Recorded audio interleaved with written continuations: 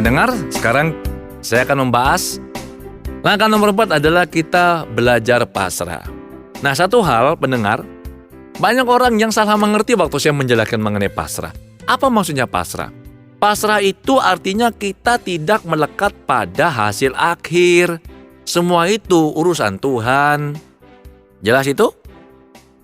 Banyak orang salah memaknai, tidak bisa membedakan antara pasrah dan putus asa. Banyak yang sudah nyoba macam-macam, sudah nyoba segala cara, sudah pergi ke orang pinter, sudah baca buku dan segala macam, toh juga belum berhasil.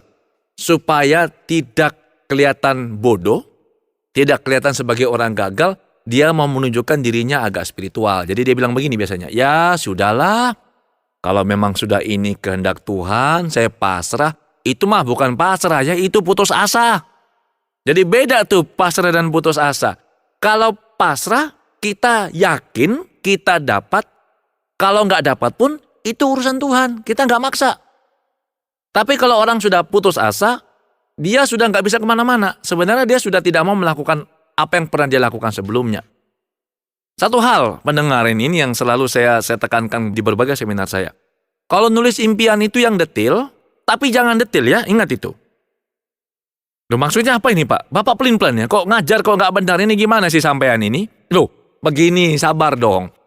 Impian itu harus detail.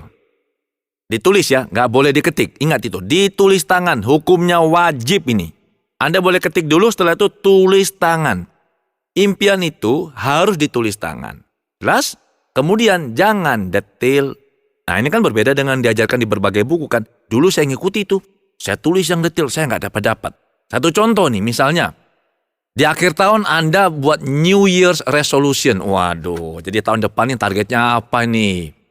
Misalkan akhir tahun ini Anda bikin suatu target untuk tahun depan.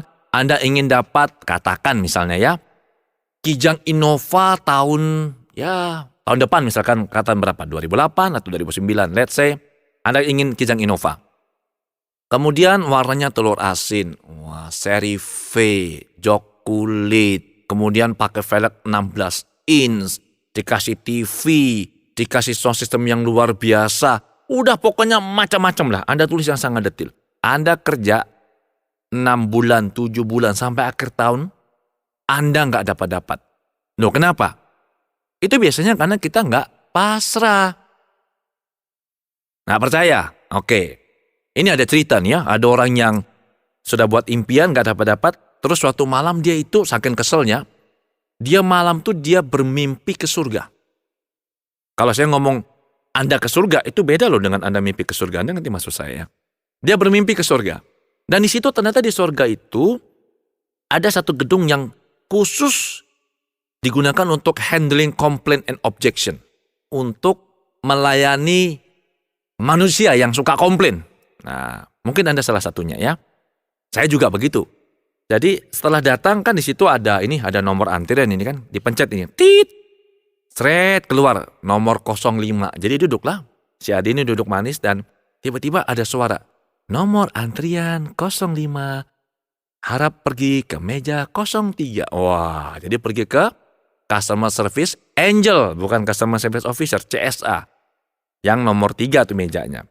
Kemudian ditanya, Bapak namanya siapa? Adi Gunawan. Oke, tanggal lahirnya berapa? Itu passwordnya pakai tanggal lahir soalnya, harus diberitahu tuh ya.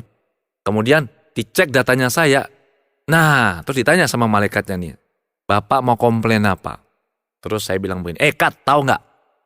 Itu saya kan sudah nulis impian nih. Kenapa nggak dapat? Wah, malaikatnya bilang, sebentar Pak, saya lihat dulu. Ternyata Anda ini kurang pasrah. Loh, gimana sih kurang pasrah? Saya ini kan tidak macam-macam. Mintanya cuma satu. Kok nggak dapat? Yang tetangga sebelah nggak pernah minta pun dapatnya sering-sering dapat. Dia dapat banyak itu. Gimana nih? Tuhan nggak adil dong berarti. Terus malaikatnya bilang apa? Justru Bapak tidak pasrah. Mengapa? Karena berdasarkan database kami, Pak. Ya, Bapak kan maksa dapat Kijang kan? Betul. Berdasarkan database kami, Bapak harusnya sekarang dapatnya Fortuner. Bukan Kijang Innova. Karena Bapak nggak pasrah, Bapak bersikeras ingin dapat Kijang, tahu nggak? Kita lagi kosong stoknya, jadi harus inden. Jadi ini contohnya kita nggak pasrah ya. Nah, bagaimana membuat impian yang spesifik tapi tidak spesifik? Maksudnya begini, Anda buat sangat detail, tapi di bawah Anda tulis dengan satu afirmasi atau statement. Jadi misalkan kepingin ini, di bawahnya Anda tulis atau yang lebih baik. Loh, enak kan? Jadi kemungkinan dapatnya lebih besar ya. Oke, jadi itu pasrah. Manusia merencanakan, Tuhan yang menentukan. Ya, jadi kita tidak maksa harus dapat. Yang penting kita berupaya. Kita tidak melekat pada tujuan akhir. Dapat syukur, nggak dapat juga syukur. Pokoknya kita berupaya, titik. Udah itu aja. Nah, tahukah Anda pendengar bahwa sebenarnya pasrah itu berhubungan dengan yakin. Kalau kita yakin, maka kita bisa pasrah. Kalau Anda nggak pasrah, artinya Anda tidak yakin. Jelas itu ya.